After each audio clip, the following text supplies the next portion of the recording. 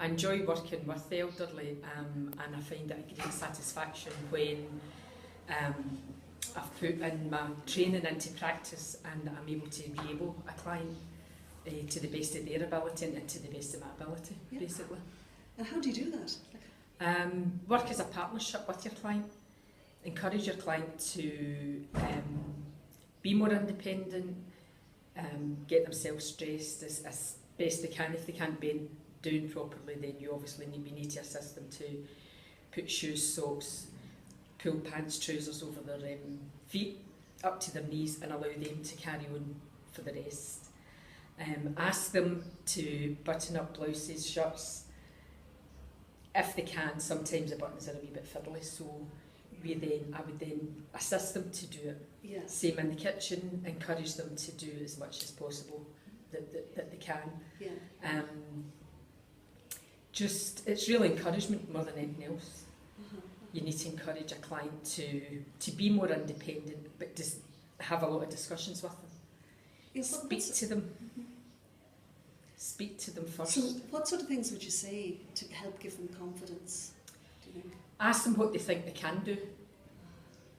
Can you make yourself a cup of tea? And obviously encourage them to do it and watch them and ensure that they're doing it safely and that they don't just rush in. Every day is a challenge for us, and every day is a challenge for them as well. If you're asking them to do, if you're asking them to do something new, where before it was they would just do it second nature. If they've had a fall, they've lost their confidence. If they've been in hospital for any length of time, they've lost their confidence, and we're there to get their confidence back. But we do only have a short space of time to do it. And what difference does it make when you were saying you work in partnership with people and you help them get confidence? What difference does that make to the person then? It can make a big difference in them. Where before they would maybe be in the home 24/7, where we can suggest that there's clubs, we can speak to your coordinator or your area manager, and they can look into clubs in that area. Or sometimes there's a waiting list for them to get in, but it just depends on what area that they're in. That there's a chance that something might come up. And I think you were tell me a bit more about the you do this and I'll do that thing. Tell me a bit more about that. When we've to encourage a client to do kitchen work, i.e. make their breakfast, make their lunch, whatever, to start off with, I would maybe do everything for the first couple of days. Then after that, I would say I'll make the cup of tea, you make a sandwich or butter the toast, and then the next day we'll swap it round. That way then it's like me know just exactly what the client is capable of doing. And the same when it comes to like their tea at night and their lunch. Swap it round on a daily basis. Just for a few days until you think till I think that they're confident enough to do them both.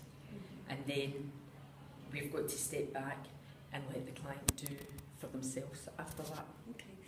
And tell me a bit more as well. Oops.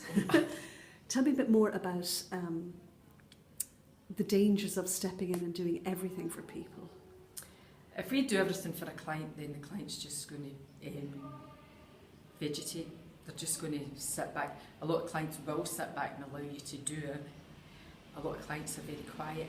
Again, they'll let you do it. But it's not really good for their confidence either if you're doing everything for a client. They then become probably extremely quiet and they don't really speak a great deal because really you've got nothing to speak about then. They maybe don't get out, they don't go to clubs, they maybe don't have any family. We're probably the only people that they see on a daily basis. So if we're in the kitchen with them and they're making cups of tea or a sandwich, then you can chat to them about what did you do when you were younger, and they do tend to have a conversation with you then where if they're not in the kitchen helping you, they're in the living room and you're in the kitchen. So you don't have a conversation.